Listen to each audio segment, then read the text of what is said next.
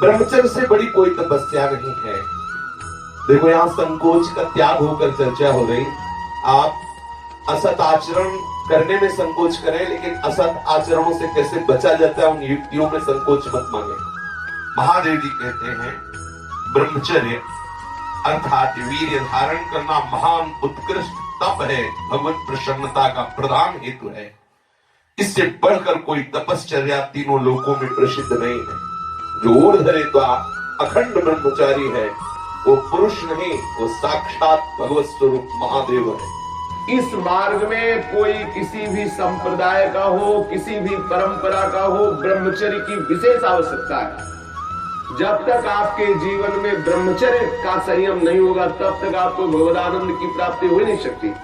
ये जो हमारा अखंड भजन नहीं होता, जो हमारे हृदय में उत्साह नहीं बढ़ रहा भगवत प्राप्ति का, उसका कारण है ब्रह्मचर्य का नाम। बहुत बड़ा बल, बहुत बड़ा संबल, बहुत बड़ी सामर्थ्य मिलेगी ब्रह्मचर्य से। ये भगवान की कृपा शक्ति है। जो इसका पतन करते हैं निसंदेह हो किसी योग्य नहीं रह जाते। ब्रह्मचर्य का ह्रास जीवन का नाश अर्थात मृत्यु, संपूर्णतया सत्यनाश, सर्वनाश, मृत्यु, ब्रह्मचर्य नाश, सुख का नाश, आरोग्य का नाश, देश का नाश, विद्या का नाश, बल का नाश, सामर्थ्य का नाश, स्वातंत्र का नाश, धर्म का नाश, भजन का नाश ब्रह्मचर्य के नाश पर है। यदि आपने ब्रह्मचर्य नष्ट कर दिया तो आप किसी काम के नहीं रह गए। आधार स्तंभ टूट गया तो चाहे जितना सुंदर भवन हो नष्ट हो ही जाता है। धर्मनाश होने से संपूर्णतया नाश माना जाता है। जिसका ब्रह्मचर्य नाश है वो कभी भी धर्म से युक्त नहीं रह सकता। हमारे स्वास्थ्य की संपूर्णतया वृत्तियों को बिगाड़ देने वाली एक चेष्टा है। मरणम बिंदु पातेन जीवनम बिंदु धारणा। ये भगवान शंकर का अमिट सिद्धांत है कि जो वीर के साथ खिलवाड़ करता है वो साक्षात मृत्यु का वर्ण कर रहा है। जो वीर को रोकता है, धारण करता है, वो अमर है, वो भगवत स्वरूप हो जाता है। ब्रह्मचर्य ही जीवन है और ब्रह्मचर्य का नाश ही महान मृत्यु है। ब्रह्मचर्य ही स्वस्थता है, ब्रह्मचर्य का नाश ही महान रोगों का निमंत्रण है।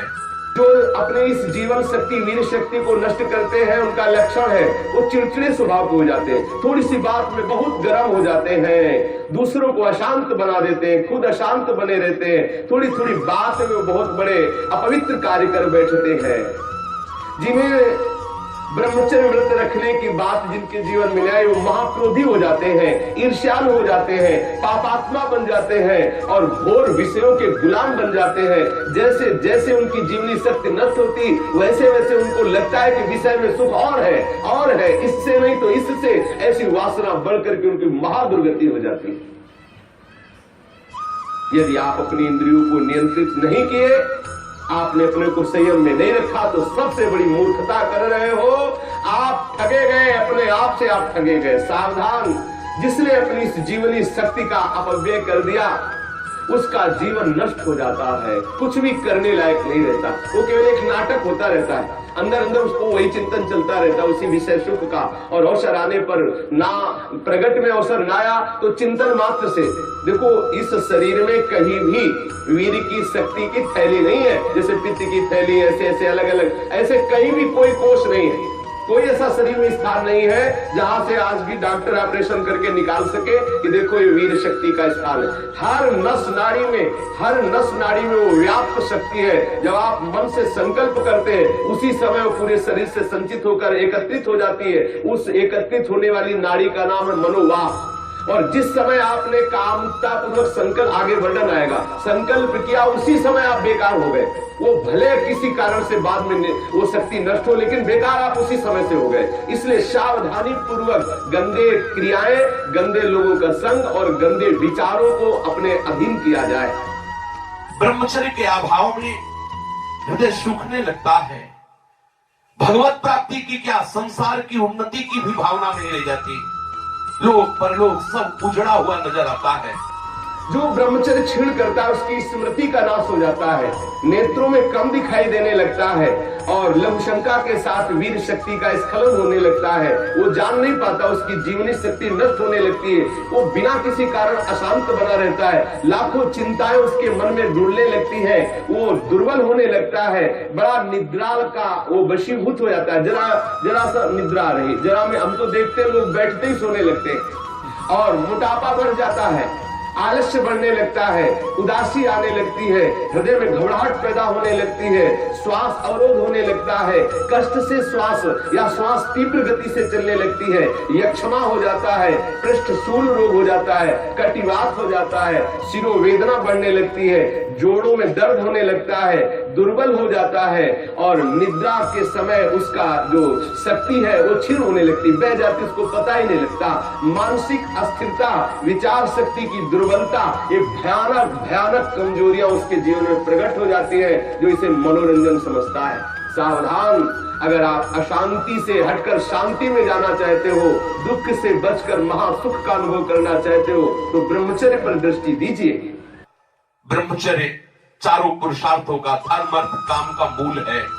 ब्रह्मचर्य भोग और मोक्ष प्रदान करने वाला है। वीर अनंत अनमोल सिद्धि है। इसी वीर के बल से जिस देवता को चाहो तुम अधीन कर सकते हो, उसके नाश से तुम पूर्ण पतित नीच बन सकते हो। बिना ब्रह्मचर्य धारण किए हुए कोई पुरुष कदापि किसी भी श्रेष्ठ पद का अधिकार नहीं प्राप्त कर सकता। वीर भ्रष्ट पुरुष कदापि पवित्र नहीं, कदापि धर्मात्मा नहीं, कदापि महात्मा नहीं हो सकता। वो दंभ और पाखंड भले कर ले। बिना ब्रह्मचर्य के प्रत्यक्ष इंद्र भी तुच्छ है, पद दलित है। साधारण मनुष्यों की तो बात है क्या, परमार्थ के पथ पर या व्यवहार के पथ पर जिधर भी तुम जाना चाहते हो, अति आवश्यक है ब्रह्मचर्य। समस्त विद्याओं की सूक्ष्म रहस्य को प्रकाशित करने वाला ब्रह्मचर्य, समस्त वैभवों की सिद्धियों को प्रकाशित करने वाला ब्रह्मचर्य, समस्त सौभाग्य का उदय करने वाला ब्रह्मचर्य। ब्रह्मचर्य सर्वश्रेष्ठ मंत्र है, ब्रह्मचर्य सर्वश्रेष्ठ तपस्या है, ब्रह्मचर्य सर्वश्रेष्ठ बल है, स्वतंत्रता है, महान उन्नति है। ब्रह्मचर्य ही हमारी संपूर्ण सिद्धियों का एकमात्र बीज है, रहस्य है। जो साधक या जो गृहस्थ 20 वर्ष अगर गृहस्थ में जाना है तो 20 वर्ष तक किसी भी स्थिति में ब्रह्मचर्य नष्ट नहीं होना चाहिए। यदि ब्रह्मचर्य नष्ट करते हैं तो वो गृहस्थी के योग्य नहीं रह जाते। उनके घर में भ्रष्टाचार होता है, संतानें भी होती है तो वही होती है जो किसी योग्य नहीं रहते। शास्त्र के सिद्धांत से चलने वाले उपासक को, अर्थात भगवत प्राप्ति के मार्ग में चलने वाले उपासक को चाहिए, अगर वो गृहस्थ है तो जब ब्याह हो उसी के बाद शास्त्र मर्यादा से ब्रह्मचर्य खंडित करे, ये उसका उपासना का स्वरूप ही माना जाएगा। लेकिन यदि वैरागी है, भगवत मार्ग का पथिक है, तो अष्ट मैथुनों से बचे। गृहस्थ हो तो उचित संतानोत्पत्ति के लिए भगवत प्रार्थना से युक्त होकर, हे करुणा निधान, मैं आपकी आज्ञा का पालन करने के लिए अपने ब्रह्मचर्य को क्षीण करता हूँ। आपकी कृपा प्रसाद से मैं आपकी प्राप्ति के लिए गृहस्थ धर्म रूपी पूजा आपको स्वीकार करने के लिए प्रार्थना करता हूँ। प्रभु, ये पूजा है, आप स्वीकार कीजिए। वो गृहस्थ धन्य है जो ब्रह्मचर्य पूर्वक संतानोत्पत्ति की क्रिया करके भगवान की आराधना करता है।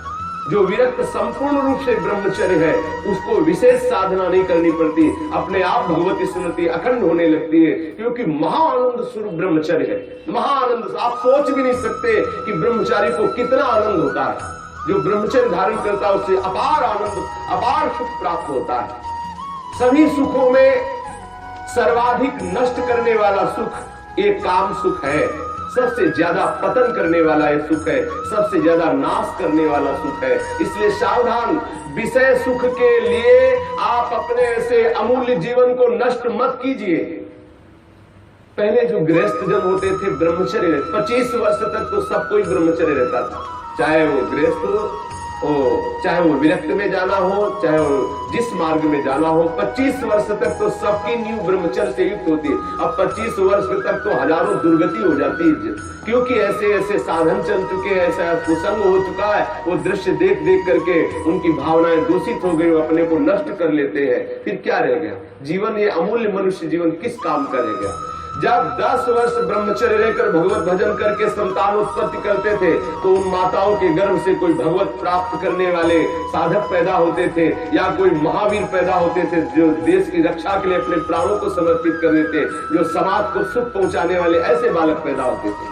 ब्रह्मचर्य के बिना पूर्ण, चाहे गृहस्थ हो चाहे विरक्त हो, कोई भी हो, वो पूर्ण पशु जीवन है, पूर्ण पशु जीवन है। सांसारिक व्यक्ति बनकर के मत अपने जीवन को नष्ट करो। आप अपने हाथों से अपना नाश कर रहे हो। ध्यान रखो, ये गलती जो तुम कर रहे हो, ये आपको दोबारा मनुष्य जीवन मिलने वाला नहीं है। ऐसी गलती करके तुम्हें बहुत पछताना पड़ेगा। मौज मस्ती, लोग काहे की मौज मस्ती? धर्म मर्यादा का नाश करके, गुरुजनों की बनाई हुई शास्त्र मर्यादा का नाश करके तुम सुख प्राप्त कर सकते हो। कुछ समय मिला, कर लो जो करना है। ऐसे भयानक रोग पैदा होंगे कि मरोगे, कोई पानी देने वाला नहीं मिलेगा। ये सब नाटक भूल जाएगा। इसलिए शास्त्र और गुरु की बनाई हुई मर्यादा के अनुसार चलो, तो ही संसार में भी तुम सुख का अनुभव, जहां नहीं है सुख वहां भी अनुभव कर सकते हो, यदि शास्त्र और गुरु की मर्यादा से युक्त रहोगे, उनकी बनाए हुए विधान के अनुसार चलोगे। ये जो आजकल सब चल रहा है ना, ये बहुत हानिकारक है। जिसके जीवन में छोड़ दो, जो अब जिनका ब्याह हो गया, वो अपने पति को छोड़ करके दूसरे पतियों के पुरुषों की तरफ कामुक दृष्टि से देखती है, जानते हो उनकी क्या दुर्गति होती है? पति वंचक परपति रति करई, नौरो नरक कल्प शत परई। और विधवा होए पाए तरुणाई, अगला जन्म होगा और वैधव्य को प्राप्त हो जाएगी। जो पुरुष अपनी पत्नी का त्याग करके पर स्त्री से गमन करता है, तो नरक में जाकर के उसको तपाए हुए लोहे की लाल लाल ऐसे स्त्री आकृति से उसे हजारों वर्षों तक चिपकाया जाता है, जलता रहता, वहां मरना तो है नहीं। ऐसा मत सोचो कोई देख नहीं रहा। जैसी थरिवंश नरक गति दुर्भर यम द्वारे कटियत नख छीके, वहां ऐसा हिसाब है कि कहाँ छीका, किस लिए छीका, और आपकी नाक काट दी जाएगी। मतलब वहां उंगली उठाने पर आपको दंड है, किस लिए उठाया, किसको उठाया, किस कारण से उठाया, किस समय में उठाया, एक एक वस्तु का हिसाब है। आप समझते हो मुझे कौन देख रहा है, क्या जान रहा है, मौज मस्ती ले लो। कुछ समय दिया गया आपको, ये मनुष्य जीवन कुछ समय दिया गया। आप चाहे जो कर लो, चाहे जितना दुराचार कर लो, या सदाचार करके श्री कृष्ण को रिझा लो, या दुराचार करके नरक की यात्रा कर लो। बहुत सावधान। यहाँ वर्णन कर रहे हैं महापुरुष जन कि जो जीवन में ब्रह्मचर्य शक्ति है, जिसे शुक्र कहते हैं, जिसे वीर शक्ति कहते हैं, इसका जो नाश करता है वो भयानक रोगों से ग्रसित हो जाता है। इसका एक नियम है, गृहस्थ धर्म का नियम है। इस पर हमारे शास्त्रों में सब वर्णन, इसीलिए सत्संग करना चाहिए। अब क्या है, आज मनोरंजन, लोगों को रिझाना, वक्ताओं को पसंद आ गया है, और जो श्रोता है उनको वही पसंद आता है। थोड़ी देर चटकीली बातें की, संगीत बजा, नाचे कूदे, घर गए, बोले कथा सुन के आए हैं। कथा का तात्पर्य, सत्संग का तात्पर्य आपका कुसंग का त्याग हो जाए। आप जो भगवत स्मरण करोगे, कैसे भजन होगा? क्योंकि भजन वाली वस्तु तो आपने नष्ट कर दी। खिलवाड़ समझते हो क्या इससे? ये मनुष्य जीवन आपको मिला भगवत प्राप्ति के लिए। सावधान, संतान भी प्रकट होगी तो महावीर और भगवान का प्रेमी महात्मा पैदा होगा यदि आप ब्रह्मचर्य से रहोगे। और कुमारगामी रहोगे तो अप्पू गप्पू पैदा होंगे, भी जूतों से मारेंगे आपको, और बुढ़ापे में पानी नहीं देंगे, सड़ोगे ऐसे पड़े। जो सावधानी पूर्वक इसकी रक्षा नहीं करते, उनको अनेक बार बड़ी बड़ी भारी विपत्तियों को भोगना पड़ता है। आप क्या समझते हो, जिस वीर शक्ति से ऐसे सुंदर संतान की उत्पत्ति होती है, उसी वीर शक्ति को आप मनोरंजन में नष्ट कर रहे हैं। ये हत्या है, हत्या।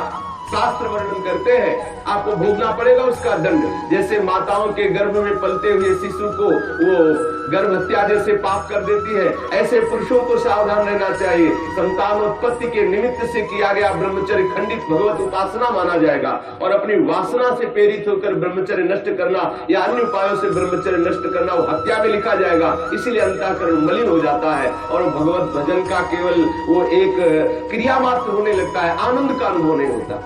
आपको यदि भगवत प्रेम प्राप्त करना है, भगवत भक्ति प्राप्त करना है, तो आप अपनी जीवनी शक्ति की रक्षा कीजिए।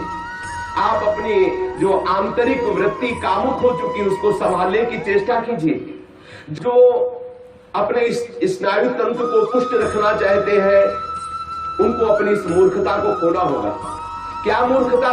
वो सोचते हैं कि मैं विषय में अपनी ब्रह्म शक्ति को नष्ट करके, बादाम पा करके, दूध पी करके, मकरध्वज खा करके और अपने को फिर पुनः पुष्ट कर लेंगे। ध्यान रखना, ये जितना पाओगे उतनी वासना पुष्ट होगी।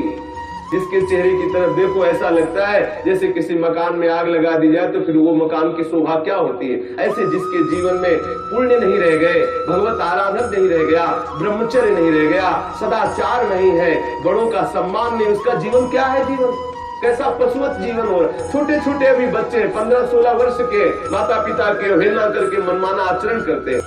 ये जो ब्रह्मचर्य, इस पर विशेष ध्यान दिया जाए। यदि हम ब्रह्मचर्य पर ध्यान नहीं देते तो स्मरण शक्ति का नाश, शरीर में मोटापा, दिल की कमजोरी, अस्मायिक वृद्धावस्था का प्रकट हो जाना, नपुंसकता, नेत्रों के रोग बढ़ना और नाना प्रकार से अंदर ही अंदर सब खोखलापन हो जाना।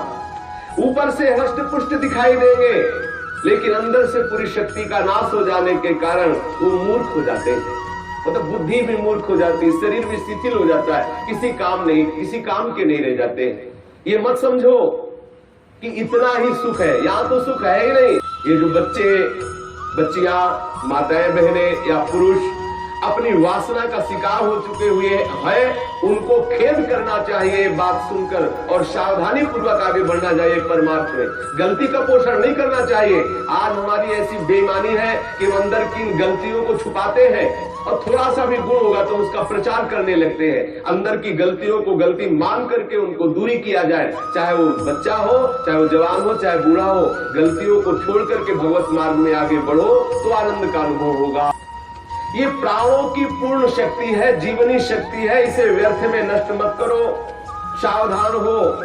देखो आप थोड़ी देर ब्रह्मचर्य रह करके देखो, आपके नेत्रों में चमक आ जाएगी, आपके कपोलों पर लावण्य आ जाएगा, आपके हृदय में बिना कुछ किए एक आनंद की लहर सी दौड़ती रहेगी। थोड़े दिन रह के देखो।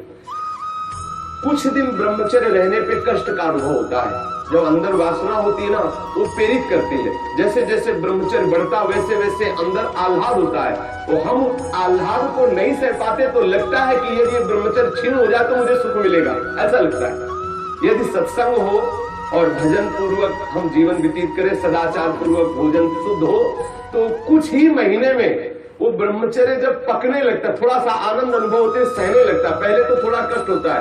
अगर 1 वर्ष ठीक ब्रह्मचर्य रह जाए और कुसंग ना हो तो इतना आनंद उसको अनुभव होने लगेगा, देखेगा नहीं इसी नारकी खेलों की तरफ, इधर संसार के दुर्गुण दुराचारों की तरफ देखेगा भी नहीं, पर कुसंग ना होने पाए। अगर कुसंग होगा तो 20 वर्ष ब्रह्मचर्य रहने के बाद भी पतित हो जाएगा। कुसंग से सर्वदा बचता रहे। 1 वर्ष अगर ब्रह्मचर्य, हो सकता है थोड़े दिन कठिन लगे क्योंकि गलत अभ्यास हो गए। 1 वर्ष ब्रह्मचर्य रहिए, अपने आप स्वाभाविक जो क्रिया होती है उस पर दृष्टि मत डालिए। आप अपने संकल्प से कोई गलत कार्य मत कीजिए और ब्रह्मचर्य रहिए तो आपको आनंद का अनुभव होने लगेगा। भजन करना नहीं पड़ता, अपने आप भजन होता है। नींद कम हो जाती है, आसनों पर जितनी देर चाहो आराम से बैठ सकते हो और कोई भी रोग हो वो अपना पूरा प्रभाव नहीं डाल सकता क्योंकि आपके अंदर ब्रह्म शक्ति विराजमान है। जो ब्रह्मचर्यहीन हो जाता है वो भजन का लाभ नहीं ले सकता है। मन, प्राण तथा ये ब्रह्मचर्य, ये तीनों एक ही है। जिसका ब्रह्मचर्य ठीक, उसके प्राण सूक्ष्म हो जाते हैं और मन शांत होने लगता है। जिसका ब्रह्मचर्य ठीक नहीं, स्थूल प्राण होने लगते हैं। पहचान है, ऐसे भैंसे की जैसे श्वास निकलती है, जब सोते तो बड़े भारी ऐसे घोटे शोरगुल होता है, स्थूल प्राणों का लक्षण है। और मन उनका चंचल होता है, उनकी श्वास, उनका मन, उनका ब्रह्मचर्य, तीनों क्षीण होने से फिर न कोई भजन होता है, न कोई साधन होता है, न कोई चिंतन होता है। जिसकी श्वास स्थूल होती, मन चंचल होता है, उसका चिंतन एकाग्र नहीं होता है। ये बहुत काम की बात है, इसे संभाल कर रखिए। मत समझिए कि कोई साधारण बात हो रही, इसको संभाल लीजिए। यदि आप विरक्त हैं तो संपूर्ण रूप से आप सावधान हो जाइए। यदि गृहस्थ हैं तो संयम में आ जाइए। एक पत्नी व्रत धारण करते हुए, संतानोत्पत्ति की भगवत पूजा का भाव रखते हुए ही गृहस्थ धर्म में ब्रह्मचर्य को खंडित कीजिए, अन्यथा ब्रह्मचर्य को धारण कीजिए। सावधान रहिए।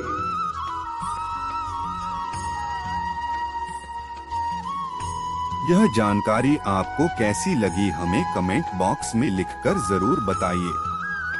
चैनल को सब्सक्राइब करें, वीडियो को शेयर करें, क्योंकि हिंदू धर्म ज्ञान का प्रसार करना आपका धर्म है। तब तक के लिए जय श्री राम।